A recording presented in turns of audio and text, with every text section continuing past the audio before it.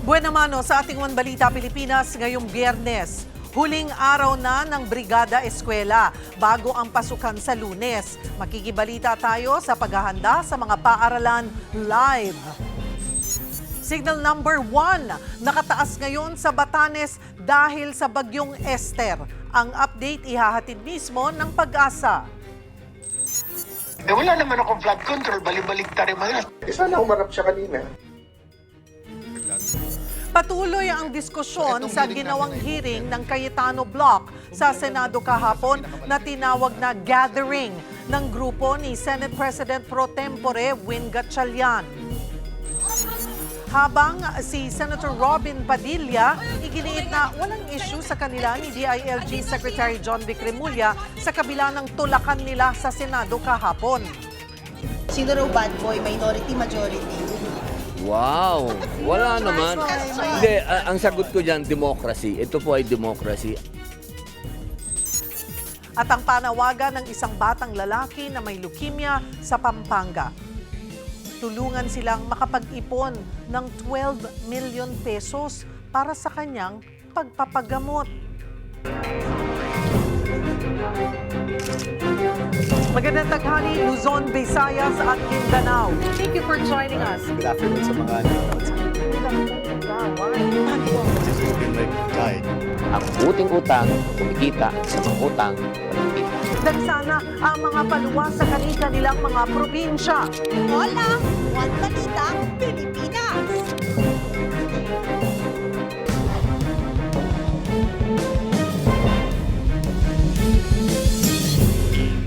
Magandang tanghali, Luzon, Visayas at Mindanao. Iniimbestigahan ng mga otoridad ang nadiskubring abandonadong bangkay sa Pangasinan.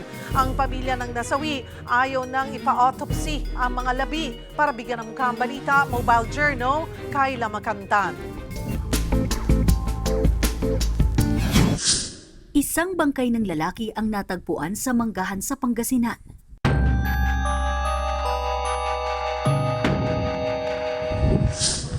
Nakahandusay at wala ng buhay ng datnan ng mga otoridad ang isang abandonadong bangkay sa ilalim ng puno sa Barangay Papaggiyan noong Miyerkules. Ayon sa Benmalay Municipal Police, hindi residente sa lugar ang patay na lalaki. Hours bago namin na identify yung lifeless body doon. Wala naman po tayong nakitang traces na firearm related incident ito. At the same time, wala po kami nakitang lacerations. Yun po yung initial investigation doon. Sa pakikipagtulungan sa mga karatig bayan at police station, natunto ng pamilya ng bangkay. Ganun pa man, hirap ang mga otoridad na imbestigahan kung ano ang totoong sinapit ng biktima. We try our best na magkaroon sana ng autopsy. However, ang pagpunta po dito ng parents, they opted to sign the waiver or di pagpahayag sa pagsasagawa ng autopsy. They also submit affidavit of disinterest. They don't want any continuation of the investigation. Magkakaroon pa rin ng internal investigation ng mga polis para malaman kung paano napunta doon ang bangkay. Nananawagan din sila sa mga may nalalaman o maaaring testigo para mapabilis ang kanilang investigasyon. Mga kapatid, Mobile Journal, Kayla Makantan, hatid ang mukha ng balita.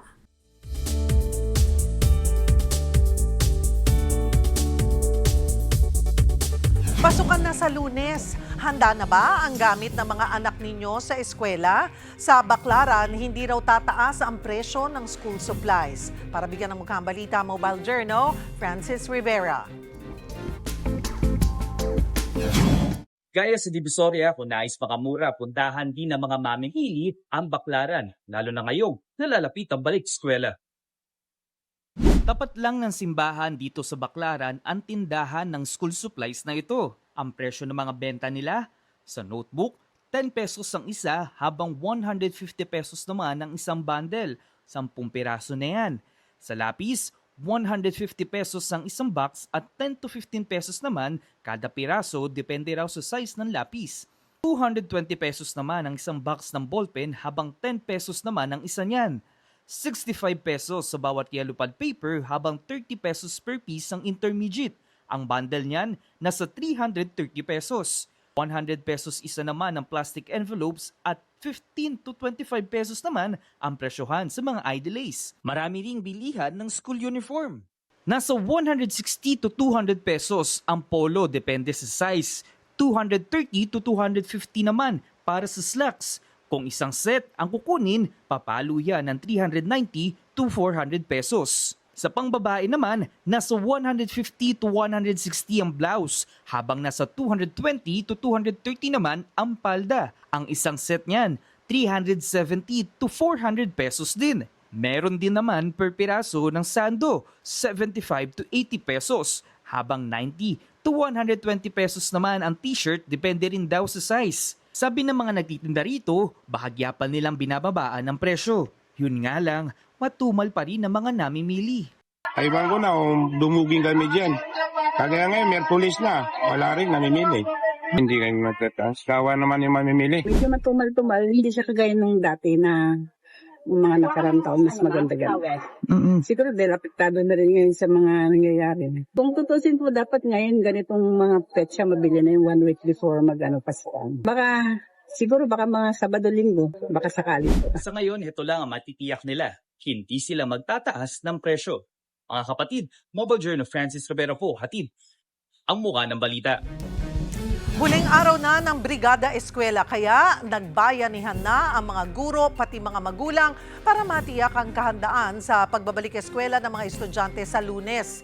Mula sa Bernabe Elementary School sa Pasay City, magbabalita Mobile Journal Francis Rivera. Francis. Cheryl, bukod nga sa mga guro, nagtulong-tulong na rin ang mga magulang ng mga bata para maglinis, magpintura at magkumpuni ng mga silid paaralan dito para sa huling araw ng Brigada Eskwela ngayong araw. Ngayong school year, tinatayang nasa 458 students lamang ang officially enrolled dito sa Bernabe Elementary School. Ito na kasi ang pinakamaliit na eskwelahan sa Pasay City. Pero inaasahan pa rin nila na mayroon pang mga habol o magiging late enrollees sa taong ito. Patuloy naman ang pagdating ng mga donasyon ng materials at school supplies galing sa organizations at school stakeholders. Hindi raw kasi tulad sa ibang school, mas manageable pa raw ang nagiging problema sa eskwelahan dahil maliit ang populasyon dito, mas madaling ma-involve ang community sa paligid nito. Bukod sa paglilinis sa mga silid, may pa-feeding program din para sa mga bata ang isinagawa rito. Para naman sa school principal, handa na ang buong eskwelahan para sa pagbabalik eskwela ng mga bata sa Lunes. Lalo pa ngayon napapairali na ang trimester academic calendar o 3-term structure ng DepEd. Layunin nito na tuloy-tuloy ng pagkatuto ng mga estudyante. Lahat ng magiging extracurricular activities, programs at contests ay maaari na isagawa sa end-of-term block. Narito ang pahayag ng school principal ng Bernabe Elementary School. Magkakaroon po kami ng learners orientation on the 3-term structure. Last May, nagkandak na ang division at region din ng mga series of trainings at seminars sa mga teachers on how to implement effectively the 3-term structure. Handang-handa na ating paaralan sa pasukan. Maaasahan ninyo ang isang malinis, ligtas na pasukan.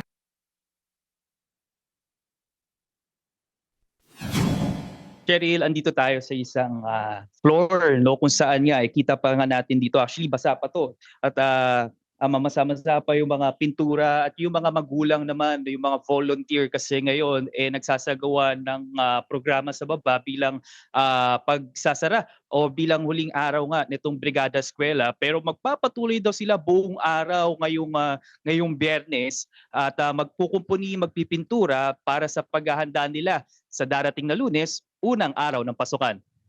Cheryl? Maraming salamat, Mobile Journal Francis Rivera. Samantala, nakaambang magtaas ng singil ang ilang school service operators sa pasukan. Ang dahilan daw, ang tumaas na presyo ng langis. Para bigyan ng mukha ang balita, Mobile Journal, Ivan Tarinque. Meron bang school service ang inyong anak? Maghanda po dahil posibleng tumaas ang singil ng ilang operator. Magtatatlong dekada ng school service driver si Tatay Gilbert at noon pa man daw, distansya na ang pangunahing batayan nila sa pagpipresyo. Pero ngayon, dedepende na rin sa petrolyo ang isisingil nila sa pasukan. Kaya ang dating buwan ng 3,000 piso, ngayon, posibleng maging 3,500 na. Siguro mag-uusap na lang kami ng mga magulang kung hanggang saan yung kaya naming maging presyo. Pero wala tayong magagawa. Ayon sa Land Transportation Franchising and Regulatory Board, hindi nire-regulate ng kanilang ahensya ang mga school transport service operator. Pero gaya ng iba pang transport service, kailangan ng mga ito na mag-secure ng prangkisa. Iba po yung operational requirements po ng mga providers na ito dahil wala hong specific na rota ang atin pong school transport providers. Pakiusap na lang ng service operators. Tamang presyo lang sana dahil ang binabayaran din ng mga magulang ay ang kaligtasan at maayos na paghatid sundo sa kanilang mga anak sa paaralan araw-araw. Win-win solution na lang po ang mangyayari na hindi masyadong mahirapan din yung magulang na nagpapaaral. Mga kapatid, Mobile Journal Ivan Taringki po, hatid ang mukha na balita.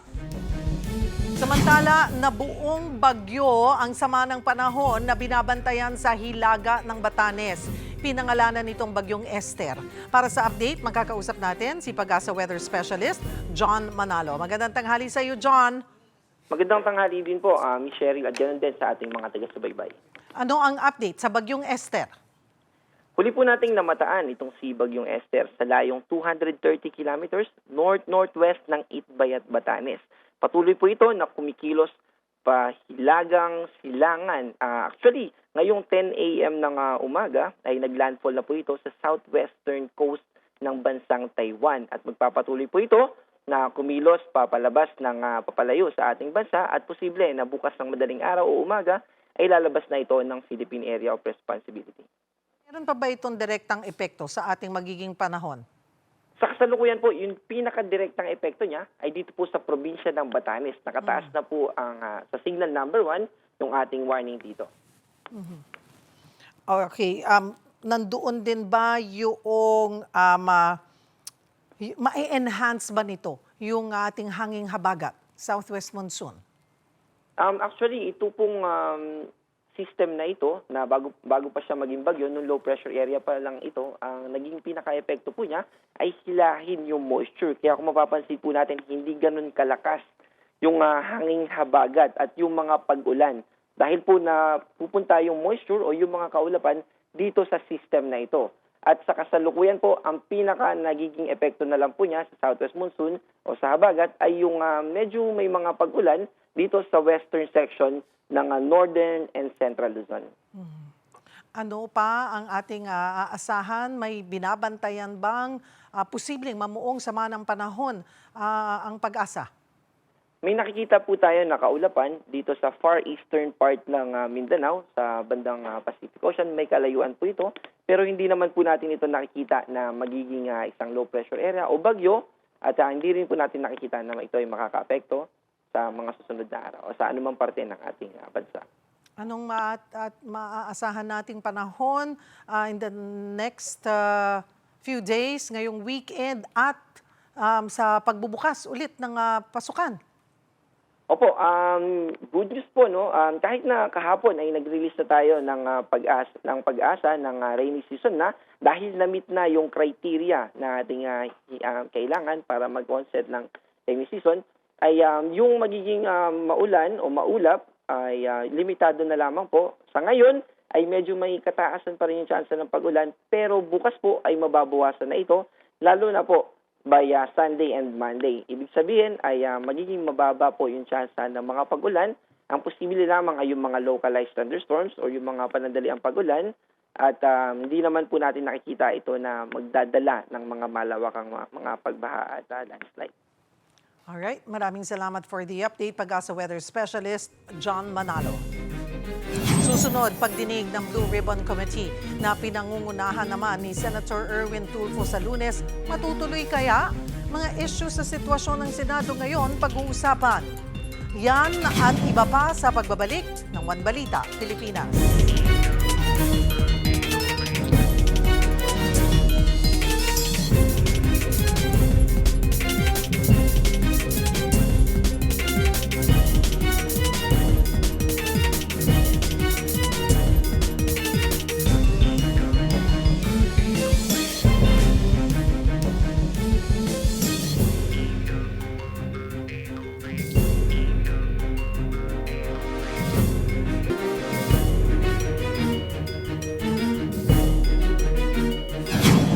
Officially granted na ng Sandigan Bayan 5th Division ang hiling na hospital arrest ni former DPWH Secretary Manny Bonoan.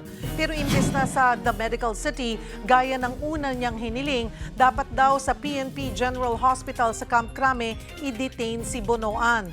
Doon, dapat i-verify ng mga doktor ang clinical findings na isinumite ng depensa. Sa mosyon ng kampo ni Bonoan, iginiit nila na bukod sa 80 years old na ang dating kalihim, meron pa siyang di bababa sa 7 sakit. Kabilang na ang chronic renal disease, prostate cancer at heart enlargement. Nahaharap sa non-bailable na kasong plunder si Bonoan dahil sa maanumalyang flood control projects. OMG! Yan ang sagot ni Senator Tito Soto sa aligasyong nahatiran siya ng mali-maletang pera ng ilan sa nagpakilalang ex-Marines na umano'y bagman ni Zaldico. Sabi pa ni Soto, hindi siya senador noong 2022 hanggang 2025. Ang binanggit daw na mark na umano'y aid niya at inabutan ng pera ay patay na noon pang 2015. Sinabi niya ito kasunod ng aligasyon ng ex-Marines na humarap sa Blue Ribbon Subcommittee hearing na tig 40 hanggang 70 million pesos daw ang idineliver nila kay Soto noong 2024 bago ang kampanya. Pati raw si Senator Erwin Tulfo nahatiran din ng maleta. Agad niya itong itinanggi at tinawag na illegal ang hearing ng Cayetano Block. Definitely, it's a lie, a blatant lie, kasi nga hindi nila masagot anong purpose pa. Saan nang galing yung sinasabi nila 1, 2, 3, 4, 5, whatever the maleta is. Kung sabihin nila, di ba, flood control, supposedly, flood control hearing daw yun. Eh wala naman akong flood control, balik-balik tayo nila. Tingnan nila yung GAA from 2022 hanggang 25, wala ako. Muli rin binanggit ng ex-Marines na nag-deliver daw sila ng mali-maletang pera kina Pangulong Bongbong Marcos at House Speaker Martin Romualdez. Una na nila itong itinanggi. May hamon din ng palasyo sa mga nag-aakusa. Pakita mo na nila ebidensya, madali kasi magturo. Lalo na kung ang balak mo lang naman talaga ay manggiba at magsilbing isang obstructionist or destabilizer. Lumutang naman ang unang affidavit ng ex-Marines na idinadawit sina Senator Loren Legarda at nooy DPWH Secretary Mark Villar. Pero sa hearing, hindi na nabanggit ang dalawa na miyembro ng Cayetano Block. Ito ang sagot dyan ni Senator Alan Peter Cayetano. May binabanggit po kanina si Senator Erwin Tulfo na sila lang po yung nabanggit ni Tito Sen. Pero dun sa original affidavit nung mga dating sundalo, nandun din si Senator Loren daw at saka yung magkapatid na Villars. So, actually, ngayon ko lang nakita yung affidavit. I have not read, etc. But that's the problem with the Tulfos. Sasabihin nila, humarap ka, etc. Di sana humarap siya kanina. Di ba?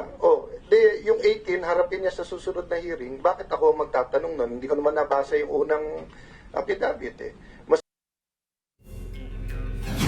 Sa pahayag ng Integrated Bar of the Philippines o IBP, lawful and valid ang naging aksyon ng new majority sa Senado nitong Miyerkules.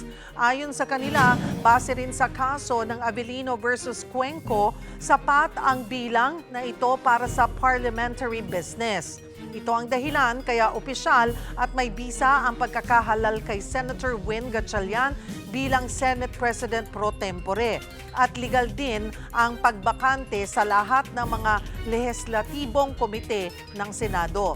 Pero sa pananaw ng international law expert na si Attorney Ralph Sarmiento, dapat tignan ang Senate Rule Number 2 kung saan nakasaad na the officers of the Senate shall be elected by the majority vote of all its members. Ang nasasaad lamang daw kasi sa Avellino versus Cuenco ay tungkol sa legalidad ng quorum, pero hindi ang legalidad sa pag-elect ng bagong officers na 12 lamang ang bumoto. Kaya sa pag-elect ng Senate officers, dapat din daw all members of the House. Pag-uusapan pa natin ito kasama si Attorney Ralph Sarmiento, Vice Chancellor ng LaSalle Bacolod at isang international law expert and author. Magandang tanghali po sa inyo, Attorney Sarmiento. Salamat po sa oras. Yes, magandang tanghali tanghali po. Opo, magandang tanghali po. Attorney Sarmiento, ano po ang inyong pananaw dito nga po sa pahayag ng IBP na sabihing lawful at valid ang quorum sa Senado nitong Miyerkules? Well, first we must understand sa mga ganitong constitutional controversies talagang maraming opinion na lalabas. May kanya-kanyang mga analysis at mga conclusion, yung mga abogado, and at the same time yung mga institution like ang IBP. Now, with due respect to the IBP, I respect their opinion and legal analysis. No, ang akin lang problema doon is that number one, I think yung statement ng IBP only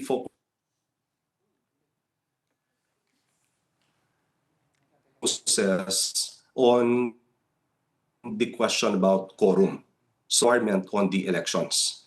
So parang sa aking pananaw, magkaiba yon, yung quorum, yung question ng quorum, and yung question ng election. Mhm. Okay.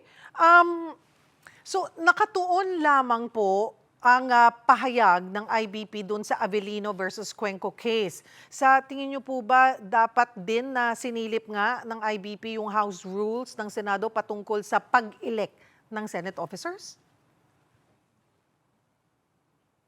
Kasi po ganito po yun, no? Number one, yung question about quorum, yung requirement lang po ng Constitution natin is majority of each House. And sabi po ng Korte Suprema natin, in determining yung denominator for purposes of determining the quorum, yung kinakount po doon, yung available na mga senators, yun po yung within the coercive jurisdiction ng Senate na pwede silang ipa-arrest in kaso na hindi sila mag-attend ng session. Now, kung out of the country ka, like in the case of Avellino versus Cuenco, in the case of Senator Tomas Condesor, so hindi po siya pwede ma-count for...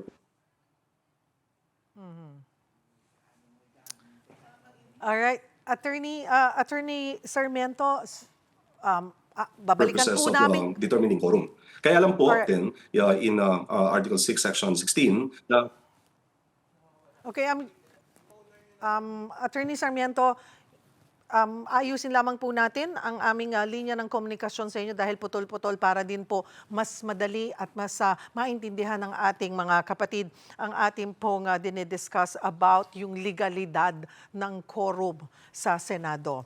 Samantala, sa kabila ng ginawang Blue Ribbon Committee hearing ng kampo ni na Senator Alan Peter Cayetano kahapon, sinabi ni Senator Erwin Tulfo na tuloy ang kanyang Blue Ribbon Committee hearing sa Lunes. Magbabalita si Mobile Journal, Merimon Reyes. Merimon, tinawag ng new majority bloc na bogus ang ginawang pagdinig ni na Senator Cayetano kahapon.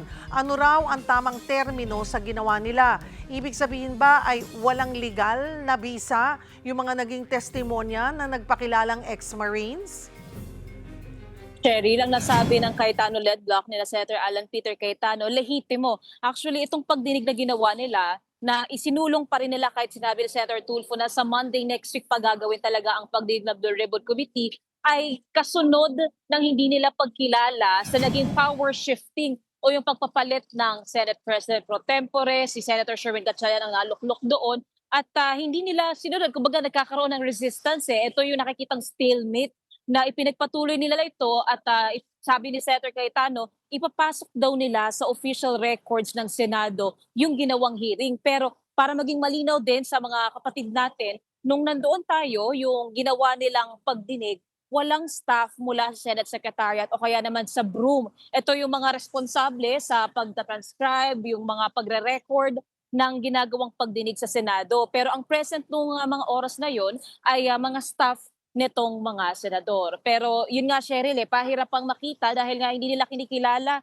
yung naging liderato ngayon na pinangungunahan muna bilang acting presiding officer na si Senator Gatchalian. Kaya ipinagpatuloy nila itong tinatawag nilang pagdinig ng Blue Ribbon. Cheryl.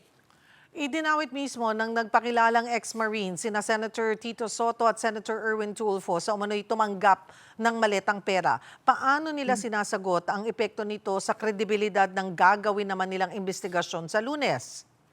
Actually, Cheryl, bukod dyan, dininay na nitong mga senador na nabanggit yung mga alegasyon. Though hindi na ito bago, pero nakikita nila bogus na investigasyon ang ginawa kahapon, yung hearing na ginawa kahapon. Pero inimbatahan na rin ni Senator Erwin Tulfo, bukod kay former House Speaker Martin Romualdez, itong 18 na Marines na allegedly ito yung mga bagba na nagpadala ng mali-maletang naglalaman ng kickback mula sa mga flood control project. Kine-question din ni Senator Tulfo na kulang daw kasi ang nabanggit lang sa pagdinig kahapon na ginawa ng Cayetano ay sina Senator Ping Lacson, Senator Tito Soto, Senator Erwin Tulfo, pati ibang mga kongresista. Pero hindi nabanggit sina Senator Loren Legarda, pati Senator Mark Villar na nakalaman din o nakalagay din doon sa affidavit. Kaya maaari magkaroon ng paglilinaw na gagawin sa gagawin pagdinig Monday next week. In connection din sa nangyaring pagdinig na dapat hindi talaga pagdinig kahapon kasi sinabi naman ni Senator Gatchalian na walang official hearing kahapon, ang nasabi rin ni Senator Tulfo, iimbestigahan din daw nila lahat ng staff, lahat ng OSAA na involved sa nangyari mula doon sa pagsusundoy, pag-escort, kuno sa mga marine na pinuntahan ni na Senator Cayetano, Senator Robin Padilla sa baba ng Senate building, kung sino mang staff ang pumunta para para tumuloy yung naging hearing kahapon ni na Cayetano, nais daw nilang makita ang mga ito even nga sa PRIB o kaya yung opisina ng media sa Senado para raw makita talaga kung sino ang magiging accountable pagdating dyan. Cheryl. Nagpahayag na ng suporta ang palasyo, dating Senate leaders at maging ang Integrated Bar of the Philippines sa new majority bloc. Pero nanindigan si Senator Alan Peter Cayetano na siya pa rin ang Senate President. Paano ito re-resolbahin? Actually, Cheryl, pagdating sa ganito, kasi ito yung parang may tug of war na nangyayari eh. While in office and in effect, si Senator Sherwin Gatchalian ang tumatayo bilang Senate President pro tempore at dahil wala pang SP talaga na naluluklok dahil kailangan yung majority votes ng 13 senators, siya ang acting presiding officer. Sila Secretary Ray Bantug, si General Corpus naman sa OSAA, in effect, technically sila ang nakapostura. Pero hindi nga ito kinikilala ng new minority bloc. Ang sabi nila Senator Cayetano, even Senator Loren Legarda, hindi raw sila nagre-resign pa. Pero kung dumating man yung 13 na bubuo talaga sa bagong majority, sila pa raw mismo ang bababa, aalis daw sila. Pero hindi nga nila kinikilala eh. Kaya ang sabi ni Senator Cayetano kahapon, parang kung may dudulog daw sa Korte Suprema tungkol dito, baka daw yung new majority or yung solid block 12 ang may kailangan gumawa dyan. Kasi hindi raw naaayon sa konstitusyon, wala raw batayan, wala raw basihan, yung ginawa nila pagluklok kay Gatchalian, maging yung balasahan sa iba't ibang mga komite. So, sabi ni Senator Cayetano, ipagpapatuloy niya raw yung kanyang liderato, i-assert niya raw yung kanyang opisina. Cheryl. Sa patuloy na banggaan nga ng dalawang kampo sa Senado, sino ang sinusunod ng Senate staff sa mga opisyal na direktiba? Cheryl, kahapon kasi naglabas ng memo from Senator Sherwin Gatchalian na Senate President pro tempore na shortened yung office hours. Pero nung isang gabi pa, bago kahapon, naglabas din siya ng memo na maaaring mag-work from home setup yung mga personnel ng Senado at so far sa nakita natin kahapon, nasunod ang mga ito. Pero si Senator Cayetano naman, nabanggit niya na hindi niya raw alam kung bakit dumating, kung paano raw napagdesisyonan na may mga staff daw na pinrepare yung pagkain na inihanda para sa mga resource person, yung ilang mga nag-ayos daw sa session hall para raw maipagpatuloy yung pagdinig ng Blue Ribbon. Pero ang quote-unquote ng Blue Ribbon or yung Cayetano-led hearing kahapon, pero ang sinasabi naman ni Senator Cayetano, ayaw niya naman daw pilitin ang mga staff. Bahala na raw sila to act on their conscience, yung decision daw nila. Basta ang malinaw sa ngayon, itong Cayetano-led bloc, ipagpapatuloy daw nila yung kanilang trabaho accordingly sa kung ano yung posisyon na meron sila at kung ano yung mga hawak nila ng mga komite. Kaya, Cheryl, ang titingnan din natin dito, yung posibleng pagpapatawag ng special session. Ang nasabi din dito naman ng new majority bloc, maaari kakailanganin nito, lalapit sa palasyo, magpapatawag ng special session para yung mga issue na ganito maaaring malinawan, lalo na yung mga pending na legislation na kailangang isulong as soon as possible. Cheryl. Kumusta rin ang media dyan sa Senado matapos nga tawaging bayaran ni Senator Rodante Marcoleta?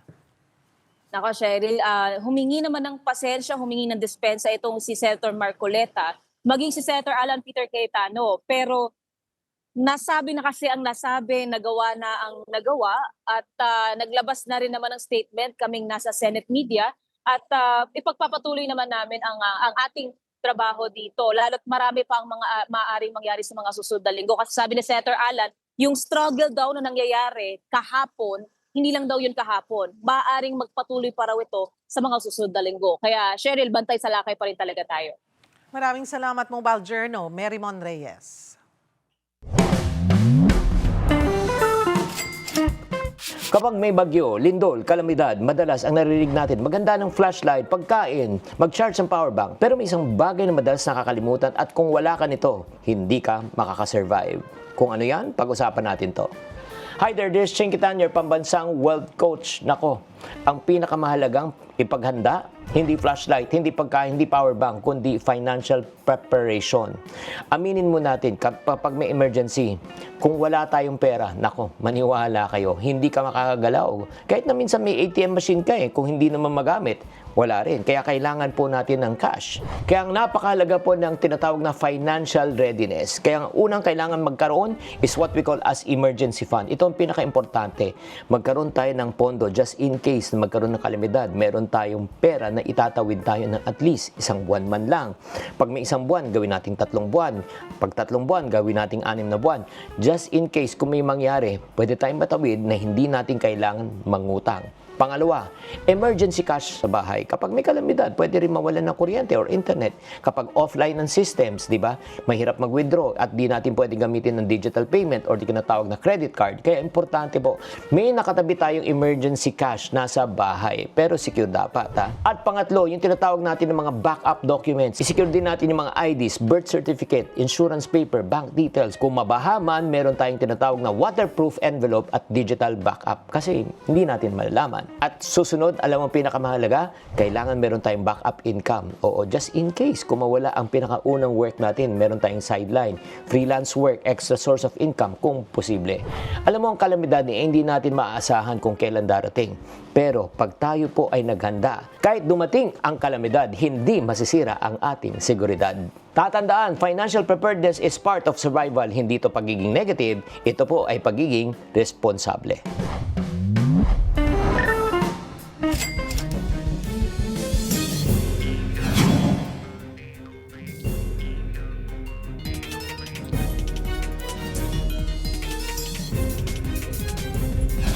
Sa puntong ito, balikan po natin si international law expert, Attorney Ralph Sarmiento. Magandang tanghali po muli, Attorney Sarmiento.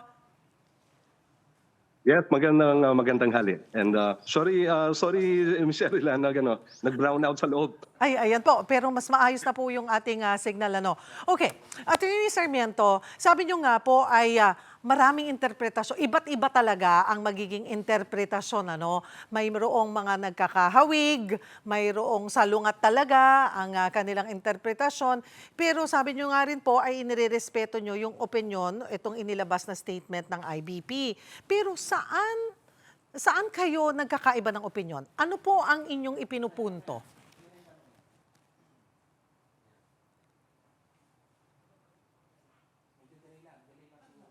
Focuses on the question of quorum. So yung kanilang focus is on the case of Avellino versus Cuenco, but yung quorum po, yung question of quorum is just a matter of determining kung may sufficient number ba for the Senate to conduct business. Now, yung election naman po ng Senate officers, ibang usapan po yon.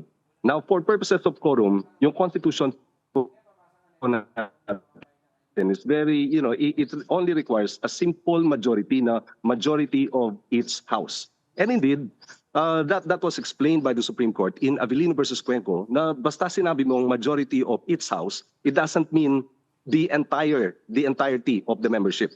So yung meaning ng majority of each house, yung available lang na senators. So like in the case of Avellino versus Cuenco, si Senator Tomas Confessor was outside the Philippines, so he was not counted. In determining the denominator, so 23 lang, so 12 was sufficient according to the Supreme Court for purposes of quorum. Kaya lang po, yung 1987 Constitution natin, in reaction to Avellino versus Cuenco, kasi po sa Avellino versus Cuenco, 12 were said to be enough to elect a new Senate President. And in reaction to that po, binago natin yun sa ating 1987 Constitution. Sa 1987 Constitution po natin, yung wording po with respect to the election of the Senate President was changed. And linagay po doon specifically na yung election ng Senate President, it shall be by majority vote of all the members of the Senate. So, yung question po about the quorum, wala po question doon. Even if we assume na may quorum po, iba po yun, they can conduct business, but with respect to the election of Senate officers, including yung President, yung President pro tempore, the Secretary, the Sergeant at Arms, yung requirement po is majority of the entire membership. And marami din po decision ng Supreme Court when it says na majority of the entire membership. Kasi yung hindi lang po yung text ng Constitution tinitingnan natin dito. Yung tinitingnan po natin dito is the spirit behind, yung meaning ng provision na to. Yung spirit po behind the meaning of this particular provision is to ensure that whoever becomes President of the Senate has the support of the majority of the entire membership. Hindi lang po majority nung nag-attend sa quorum or majority ng available na senators. Okay. So, so ang sa inyo pong interpretasyon, ang sinasabi nyo is, okay, walang problema. Yung quorum, nagkakaintindihan. Pare-pareho tayo ng face doon, Attorney Sarmiento. Pero yung ginawa po nila na pag-elect ng sa acting Senate President, Senate pro tempore, and then binakante, balikan ko lamang po, yung pagbakante, right after kasi nung nagka-quorum, tumayo si Senator Tito Soto at sinabing, i-declare na bakante lahat ng posisyon. So yun po ba ay kasama sa pwedeng gawin kapag may quorum? Well, technically po, debatable din po yan, no? Debatable po yan.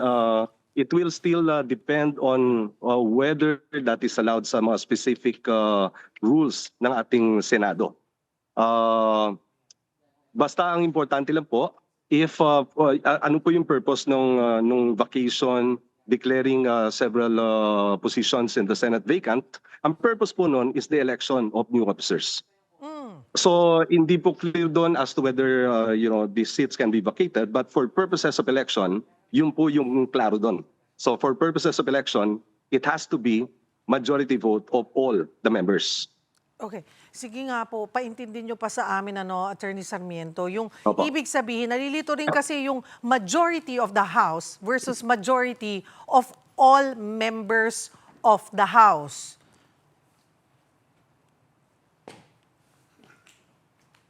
Apo, basta sinabi po natin majority of each house, so hindi po required na all. Yun po yung reasoning ng Supreme Court natin. So when we say majority of each house, yung available lang po. Meaning to say, they are within the coercive jurisdiction of the Senate na in case walang quorum, they can be arrested. Pwede po silang ipa-aresto ng mga nag-attend na walang quorum. So they can order the sergeant at arms to arrest those absent members, to compel them to attend the session para po magka-quorum. So in the case of Avilin versus Cuenco, nagka-effort po na to compel their attendance ng mga absent na mga members. Kaya lang po, it was also a walkout. So yun po yung nangyari doon. Pero at least po in the case of Avilin versus Cuenco, nagka-effort to compel their attendance. Now, so yung question po dito, has that particular requirement of the Constitution been followed? Nagka-effort din ba to compel the attendance of those who were not present before taking any action? So isa po rin yun sa mga constitutional issues na ultimately we hope na will be settled by the Supreme Court. Okay. Okay, no question doon sa pagiging lawful at valid ng quorum. Balikan ko lamang po, yung pagbakante, yun ang dapat na pagdiskusyonan, yung pagbakante ng mga posisyon. Opo. Okay. Kung pagbabasihan po natin yung inilabas po ng IBP, Attorney Sarmiento, sinasabi nila, to quote them, In short, the Senate session of June 3, 2026 was lawful and valid following the Avellino Doctrine because a quorum of 12 senators was constituted. All acts, resolutions, and decisions made by the Senate during its session of June 3, 2026 are presumed to be official acts of the Philippine Senate following the presumption of regularity in the discharge of official functions. Opo. Now, let me explain. Basta sinabi po natin presumption, it doesn't mean na valid po yun. Meaning to say, for the time being, well, we take them na para, okay, let's presume them to be valid. But whenever we say na presume lang natin na valid yun, that's on the assumption that we cannot decide with complete certainty na talagang valid. Kasi po kung talagang sigurado tayo na talagang valid, hindi na tayo sasabi na presume valid, talagang sasabihin natin na valid. So ultimately, it will be the Supreme Court na magde-decide yan. Well, for the time being, it will be a question of power dynamics, no? Kung sino talaga, it will be a question of control and power dynamics. Ultimately, yung question about legality will have to be settled by the Supreme Court in the proper time. I'm sure one of the blocks or one of the factions will be bringing these issues to the Supreme Court. But for the time being, well, we just hope no na the Senate will be able to function and perform its duties and responsibilities to the Republic, and then whoever wins the power struggle will be able to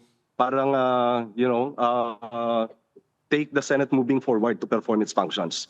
And then ultimately, we know that the legal issues will be ultimately settled by the Supreme Court. Whatever is the final resolution of the Supreme Court, of course, it will have to be respected by both parties to the case. Okay, Attorney Sarmiento, may mga nagsasabi po na eksperto na walang nakaupo ngayon na Senate President. Sa inyo pong interpretasyon, ay bakante na nga ba or hindi ang mga posisyon? Well, may dalawa po tayong contender ngayon, both claiming to be the legitimate Senate President. No? One is claiming to be acting. One is claiming to be the legitimately elected na Senate President. So it will be a question of power dynamics. Kasi po yung legal issue, it will take time before the Supreme Court can finally settle this matter.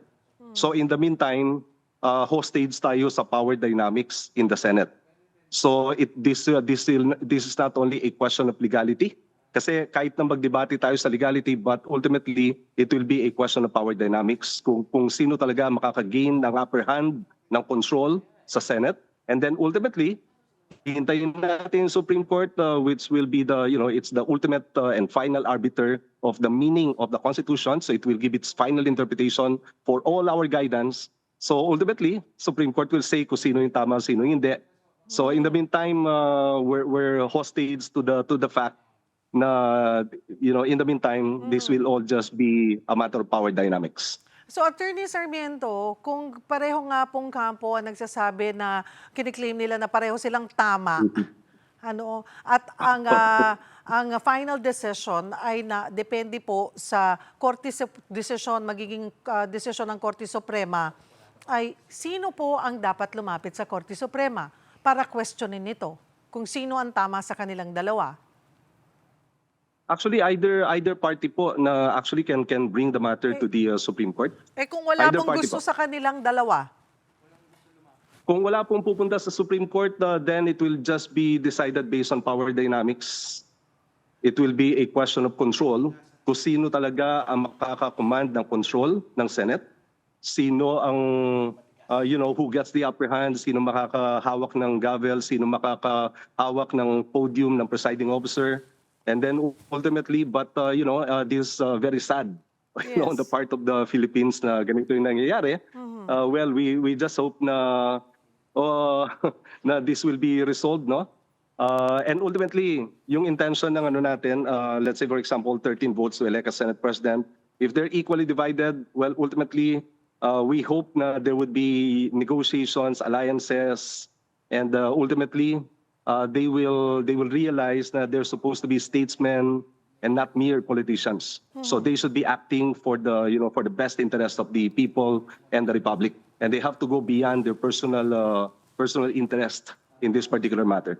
Yung pagkilala po ng palasyo at ng lower house, dito po sa bagong majority, wala po bang bearing yun? Well, ultimately, as a matter of power dynamics, yung recognition ng president, yung recognition ng lower house, yung recognition ng organizations, it will give some form of legitimacy for the time being. But that does not settle the matter finally and legally, because ultimately, yung Supreme Court lang po talaga ang makakasabi kung ano talaga yung legal, ano talaga yung valid and constitutional sa lahat ng mga nangyayari ngayon sa ating Senado. At sabi nyo nga po, ang pwede lamang pong magdala nito sa Korte Suprema ay sila din mismo. Hindi pwedeng, kunwari po, isang abogado or ordinaryong Juan de la Cruz. Well, pwede po. Actually po, pwedeng kahit na po sinong tao, but it will also be hurdle kasi normally po, the Supreme Court will not entertain if you are not an aggrieved party. So to go to the court, you have to establish na may legal standing ka to bring these constitutional issues. No, parang may interest ka, may legal standing ka, are you affected in any way or in danger of being affected? Now, if you cannot show na may standing ka, na may effect sa iyo to directly, for example, so wala ka rin. You will not be entertained by the Supreme Court. So somebody has to go there, for example, either a case for quo warranto, questioning, for example, yung isa dito, for example, on the part of Senator, let's say, Cayetano, he can bring a quo warranto case against Senator Win Gatchalian. Pwede rin po yun. Kaya lang po yung problem lang po doon, that will be on the assumption, parang admission on his part, that Senator Win Gatchalian is the one in control when he files a quo warranto petition. So parang I think in terms of mga yung mga ano dito, may mga peripheral issues na which are preventing them from bringing. Kasi sasabihin niya, kung ako magrereklamo, it's on the assumption na panalo sila. They are in control. That's why ako magrereklamo. But in the meantime, so yung mangyayari dito, this will really be a power struggle. So they will not be, in the meantime, they will not be using the law, but they will be using politics and talagang power dynamics yung mangyayari dito. At this point po, parang wala naman pong magpapatalo. Ganun nga po. So that's why I'm saying this is very sad for the country na ganitong nangyayari sa atin. Alright. Marami pong salamat for making time, Attorney Ralph Sarmiento. Salamat po sa inyong oras. 12 million pesos, ganyan kalaki ang kailangang bunuin para sa gamutan ng isang batang lalaking may leukemia sa Pampanga. Para bigyan ng mukhang balita, Mobile Journal, Yeda Pascual. Nagkaroon ng leukemia ang isang batang lalaki mula Angeles, Pampanga. Ang kanyang gamutan, kinakailangang gawin pa sa China sa lalong madaling panahon. July 2025, kagagaling lang sa sakit na pneumonia ni Ethan nang mapansin ng kanyang mga magulang na nagkaroon ng mga red dots sa katawan ng kanilang anak. Una nilang akala ay dengue ito, pero negatibo ang resulta. Sa ginawang blood test kay Ethan, nakitang mababa ang kanyang platelets, kaya agad silang ni-refer sa hematologist. Nung nagpa-check na po kami dun sa hematologist, na-diagnose na po siya na meron po siyang leukemia. Wala po talaga siyang symptoms. Hindi po siya nilagnat. Like, napaka-healthy po ni baby. Ang nakita lang po talaga namin is yung red dots po sa skin. Hindi po siya rashes. Wala siyang texture po. Ongoing ang chemotherapy kay Ethan. Pero hindi raw tumatalab kaya hindi pa siya maaaring sumailalim sa bone marrow transplant. Ayun po, yung next option of treatment namin ay sa China. Yung tinatawag po na CAR T-cell therapy. Nagkakahalaga po yun ng 12 million pesos. Ang CAR T-cell therapy ay isang makabagong immunotherapy kung saan inaayos ang sariling immune cells ng pasyente para mas madaling mahanap at mapatay ang cancer cells, lalo na sa mga matitindi at bumabalik na uri ng cancer sa dugo. sa unang tingin po, hindi niyo po malalaman na meron po siyang leukemia kasi napakabibo niya, napakalikot. Para po siyang isang normal na bata. Hindi naman po pwedeng sumuko kami. Kasi syempre, yung anak nga namin, nakikita po namin na lumalabang. Sa ngayon, may inilunsad silang t-shirt for a cause. Pero malaking problema kung paano mabubuo ang kinakailangang pondo sa gamutan ni Ethan. Since wala pa po kaming 12 million pesos, hindi pa po kami makapunta ng China. Hindi naman po pwedeng itigil yung chemotherapy ni Ethan. So, tuloy-tuloy pa rin po yung gastos namin. At talagang ultimo po yung pang-araw-araw po namin, hindi na po namin alam kung saan kukunin. So, sa mga nais pong magpadala ng tulong, maraming salamat po. Mga kapatid, ako po si Mobile Journal Yeda Pascual. Hatid ang muka ng balita.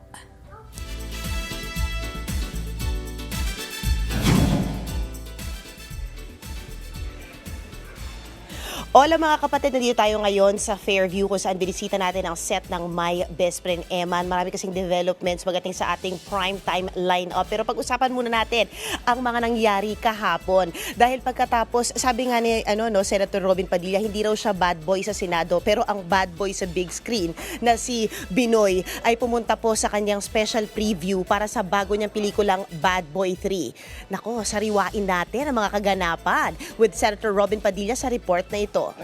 Pumasok yung Little Marines, ay sinama ni Senator Pia Cayetano, Yan ang maaksyong eksena sa Senado matapos magtulakan sina Senator Robin Padilla at DILG Secretary John Vic Remulla kahapon. Pinigilan daw kasi ni Remulla na makapasok ang ex-Marines para sa pagdinig ng Blue Ribbon Committee na una nang itinanggi ng kalihim. Pero matapos ang komosyon sa Senado, dito naman dumiretso si Binoy sa special preview sa Quezon City para sa kanyang upcoming movie na Bad Boy 3. Full force ang pamilya ni Robin, maging ang misis na si Mariel Rodriguez na unfazed sa mga pinagdadaanan ng mister sa politika. Ano lang yun eh. Politika lang naman yun lahat. Hindi naman nakaligtas sa showbiz questions si Robin.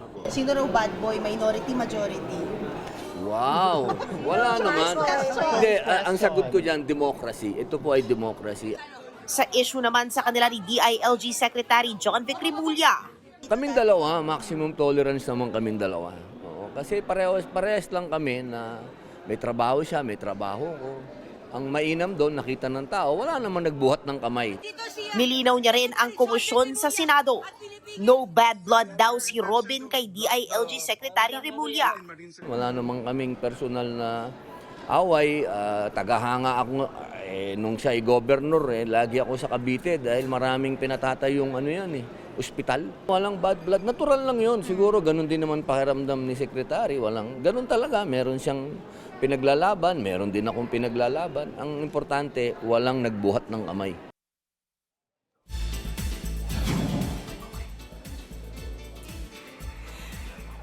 Eto naman mga kapatid, nagpatikim na kahapon ng pilot episode taping ang The Good Doctor, ang Philippine adaptation starring Inigo Pascual, at meron siyang special visitor sa set. Narito pong report. The Doctor is in! Finally, matapos ang ilang buwang immersion at paghahanda, tuloy-tuloy na ang production ng highly anticipated Philippine adaptation na The Good Doctor. At the helm of the show ay ang mga premyadong direktor na sina Direk Derek Cabrido at Avelson Pongco. Present pa si Starworks head Johnny Manahan o Mr. M na in full support sa bida na si Inigo Pascual. I love Mr. M. He's my grandfather. Syempre nakita ko yung pag-alaga niya sa tatay ko. And even to now, di ba, napasa na sa, not napasa, pero na-stretch out pa yung kamay niya and his care towards me. And it's something that I'm always going to be grateful for. And I love that he came to visit, he came to check on how we're doing. In character na nga si Inigo as Doc Dong sa show. At pangako niya na gagawin niyang swak sa Pinoy culture ang kanyang atake sa kanyang character. Pagbunyag pa ni Inigo, extra pressure sa kanya ang role. Naggaganap bilang doktor na diagnosed with savant syndrome. Lalo na at magiging daan ito para magbigay ng awareness. Itong version na to, mas may puso, mas may pagmamahal ang version na Dong. Kung mas emotional, may emotional, mas Yun din, actually, yun yung mahirap itimpla kasi syempre we also have to keep in mind, the savant syndrome. So paano ba i-juggle ni Dong yung emotions niya at the same time? Masaya raw si Inigo na perfect timing ang entrada ng The Good Doctor, kasabay ng panahon kung saan mas bukas ang conversation tungkol dito at mas proactive ang mga magulang sa mga tao na mas nangangailangan ng special needs. Exactly. And I think it's about raising awareness. And syempre, I think for me, being as a kid, I was also asked by a lot of my teachers to have me checked up. But at the time, kasi it was not as open when I was younger. And I love that nowadays. It's something that is widely accepted, and especially here in the Philippines, it's getting a lot better. There's a lot of schools that are more inclusive. Bago umeri ang The Good Doctor this year sa TV5, may pelikula si Inigo ngayong Pride Month kasama si Elijah Canlas, Christian Bables, at A Secret and Prog stars Kay Brosas at Benji Paras. Ang Drags to Riches na showing na sa June 24 in cinemas.